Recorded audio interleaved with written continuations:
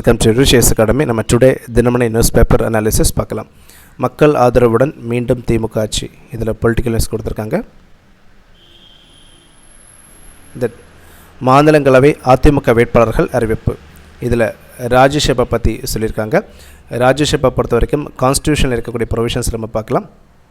Article 80 வந்து composition of council of states இதை பற்றி மென்ஷன் பண்ணியிருக்காங்க. ராஜ்யசபாவுடைய டோட்டல் மெம்பர்ஸ் எவ்வளவுங்கிறத பற்றி ஆர்டிகல் 80 சொல்லியிருக்காங்க. ஸோ இந்த ஆர்டிகல் 80 பொறுத்த வரைக்கும் ராஜ்யசபாவில் டோட்டல் மெம்பர்ஸ் வந்து 250. இதில் 12 மெம்பர்ஸ் வந்து நாமினேட்டட் பை பிரசிடெண்ட், 238 மெம்பர்ஸ் வந்து பார்த்திங்கன்னா elected by state legislative assembly members. So total வந்து 250 மெம்பர்ஸ். அண்ட் ஃபோர்த் ஷெட்யூலில் வந்து allocation of seats to Rajya Sabha இதை பற்றி மென்ஷன் பண்ணியிருக்காங்க. Allocation of seats to Rajya Sabha இதை பற்றி ஃபோர்த் ஷெட்யூலில் மென்ஷன் பண்ணியிருக்காங்க. அண்டு ராஜ்யசபா நாமினேஷன் மெம்பர்ஸை பொறுத்த வரைக்கும் இந்த விஷயத்தை வந்து ஐரிஷ் கான்ஸ்டியூஷன்லேருந்து பாரோ பண்ணியிருக்காங்க. And Rajya Sabha election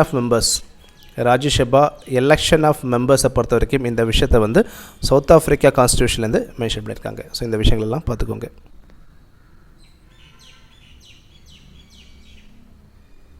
then operation Sindoor இதை பற்றி கொடுத்துருக்காங்க. Operation Sindoor India May 7 launch பண்ணாங்க. இந்த டேட்டை பார்த்துக்கோங்க. இந்த டேட்டும் எக்ஸாமில் கேட்பாங்க. May 7 லான்ச் பண்ணாங்க. பஹல்காம் அட்டாக்கு பிறகு இந்தியா வந்து பாகிஸ்தானில் இருக்கக்கூடிய டெரரிஸ்ட் இன்ஃப்ராஸ்ட்ரக்சரை அட்டாக் பண்ணாங்க இந்த ஆப்ரேஷன் சிந்தூர் பிரகாரம்.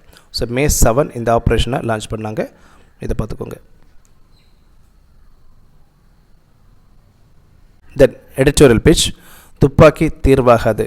இதில் நக்சலைட் பற்றி இன்ஃபர்மேஷன் கொடுத்துருக்காங்க. நக்சலைட் பாதிப்பான இடங்களில் வந்து நிறைய ரீஹேபிலேஷன் மெஷர்ஸ் அண்ட் அதே மாதிரி ரீகன்ஸ்ட்ரக்ஷன் மெஷர்ஸை வந்து மத்திய அரசாங்கம் கொண்டு வந்திருக்காங்க. இதில் சில மெஷர்ஸ் கொடுத்துருக்காங்க. இந்த பாதிப்பு உள்ளான பகுதியில் வந்து பார்த்திங்கன்னா சுமார் 14,600 கிலோமீட்டர் தொலைவுக்கு வந்து ரோடு கன்ஸ்ட்ரக்ஷன் பண்ணியிருக்காங்க. தென் கிட்டத்தட்ட 7,768 டவர்ஸ் கைபேசி கோபுரங்கள் கன்ஸ்ட்ரக்ஷன் பண்ணியிருக்காங்க. 46 தொழில் பயிற்சி நிலையங்கள் கொண்டு வந்திருக்காங்க. தென் 49 திறன் மேம்பாட்டு மையங்கள். தென் 178 இதை பார்த்துக்கோங்க, ரொம்ப இம்பார்ட்டன்ட், 178 ஏகலைவா உண்டு உறைவிட பள்ளிகள். தென் போஸ்ட் ஆஃபீஸ், வங்கி கிளைகள், ஏடிஎம், இந்த மாதிரி நிறைய ரீகன்ஸ்ட்ரக்ஷன் மெஷர்ஸ் கொண்டு வந்திருக்காங்க இந்த நக்சலைட் பாதிப்பான இடங்களில். இதெல்லாம் பார்த்திங்கன்னா 2014க்கு பிறகு. ஸோ இதனால் 2014க்கு பிறகு 126 மாவட்டங்கள் வந்து முன்னாடி பாதிப்படைஞ்சிருக்கு. தற்போது வந்து டோட்டல் 38 மாவட்டங்களாக இது குறைஞ்சிருக்கு.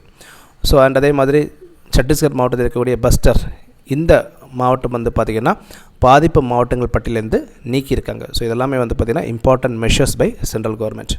ஸோ ரீகன்ஸ்ட்ரக்ஷன் மெஷர்ஸுக்காக பார்த்திங்கன்னா நிறைய டெவலப்மெண்ட் ஆக்டிவிட்டீஸ் வந்து மத்திய அரசாங்கம் பண்ணியிருக்காங்க. இதனால் நக்சலைட் பாதிப்பு மிகப்பெரிய அளவில் குறைஞ்சிருக்கு.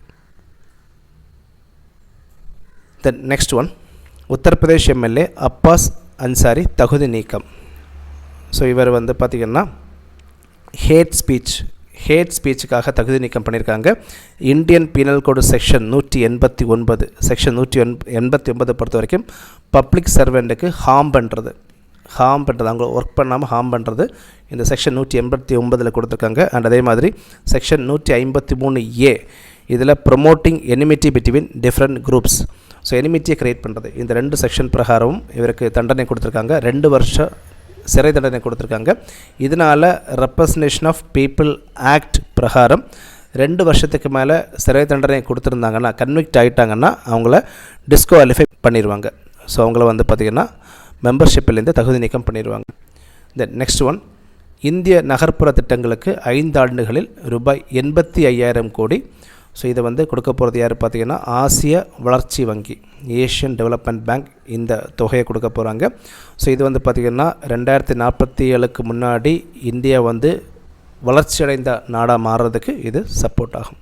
ஸோ இந்த எமௌண்ட்டை பார்த்துக்கோங்க. இந்த எமௌண்ட்டை கொடுக்க போகிறது யார் பார்த்திங்கன்னா Asian development bank.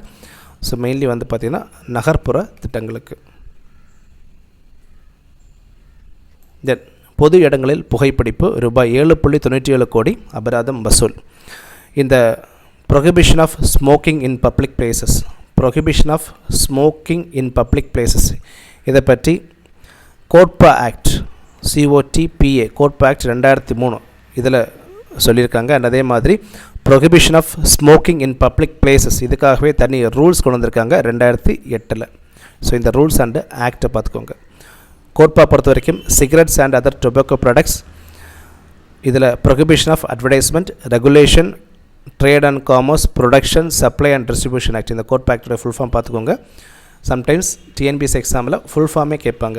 Cigarettes and other tobacco products, prohibition, advertisement, regulation of trade and commerce, production, supply and distribution இதெல்லாமே ரெகுலேட் பண்ணுறதுக்கான ஆக்ட் தான் இந்த COTPA act. Then next Kumbh Mela எங்கே நடைபெற போகுது பார்த்தீங்கன்னா நாசிக் திரம்பகேஸ்வரில் நடைபெற போகுது. சிம்ஹஸ்த் கும்பமேளா. ஸோ இதை ஃபேக்ஷனில் பார்த்துக்கோங்க. தென் ஒரு விஷயம் உச்சநீதிமன்றம் ஜட்ஜ்மெண்ட்டாக சொல்லியிருக்காங்க. ஒருவரை திட்டுவது தற்கொலைக்கு தூண்டும் செயலாகாது. இதை சொல்லியிருக்காங்க. நெக்ஸ்ட் தொடர்ந்து 2வது மாதமாக ரூபாய் 2 லட்சம் கோடிக்கு மேல் ஜிஎஸ்டி வசூல். ஸோ ஜிஎஸ்டி வசூலை பொறுத்த வரைக்கும் இந்த மே மந்தில் மத்திய ஜிஎஸ்டி வசூல் எவ்வளோ பார்த்திங்கன்னா 35,434 கோடி. மாநில ஜிஎஸ்டியை பொறுத்த வரைக்கும் 43,902 கோடி. ஒருங்கிணைத்த இன்டகிரேட்டட் ஜிஎஸ்டியை பொறுத்த வரைக்கும் 1.09 லட்சம் கோடி. அண்டு கூடுதல் வரி செஸ்ஸை பொறுத்த வரைக்கும் பார்த்தீங்கன்னா 12,879 கோடி. இதில் இன்டகிரேட்டட் ஜிஎஸ்டி அதிகமாக கிடச்சிருக்கு. செகண்ட் ப்ளேஸில் மாநில ஜிஎஸ்டி. இதெல்லாமே பார்த்துக்கோங்க. இதில் ஆர்டர் கேட்பாங்க. ஒவ்வொரு மந்தும் இதில் வரக்கூடிய க்ரோத் அண்ட் ஆர்டர்ஸை பார்த்துக்கோங்க. செகண்ட் ப்ளேஸில் மாநில ஜிஎஸ்டி, தேர்டு ப்ளேஸில் மத்திய ஜிஎஸ்டி, தென் நெக்ஸ்ட் செஸ். தென் இந்தியாவின் மிகப்பெரிய முதலீட்டாளர் சிங்கப்பூர். 2024-25 ஆண்டிற்கான இந்த இன்வெஸ்ட்மெண்ட்டை பொறுத்தவரைக்கும் பார்த்திங்கன்னா சிங்கப்பூர் ஃபஸ்ட் ப்ளேஸில் வந்திருக்காங்க. இதில் கொடுத்துருக்காங்க. சிங்கப்பூர் ஃபஸ்ட் ப்ளேஸில் டோட்டல் முதலீடு எவ்வளோ பார்த்திங்கன்னா 1,494 கோடி. செகண்ட் ப்ளேஸில் மொரீஷியஸ் இருக்காங்க 834 கோடி. தேர்ட் ப்ளேஸில் அமெரிக்கா 545 கோடி. அண்டு ஃபோர்த் ப்ளேஸில் நெதர்லாந்து 462 கோடி. ஸோ சிங்கப்பூரை பொறுத்த வரையும் பார்த்திங்கன்னா மொத்த பங்கு 19%. இதையும் பார்த்துக்கோங்க. தென் வயது அடிப்படையில் 3 வகை திரைப்பட தணிக்கை சான்று. இதில் சென்சார் பற்றி சொல்லியிருக்காங்க. இதில் ஒளிப்பதிவு சட்டம் பற்றி கொடுத்துருக்காங்க. இந்த ஒளிப்பதிவு சட்டம் சென்சார் ஆக்ட் 1952 கொண்டு வந்தாங்க. இந்த ஆக்ட் பிரகாரம் தான் பார்த்திங்கன்னா திரைப்படங்களுக்கு சென்சார் ப்ரொவைட் பண்ணுவாங்க. 1983 இதற்கான ரூல்ஸை கொண்டு வந்தாங்க.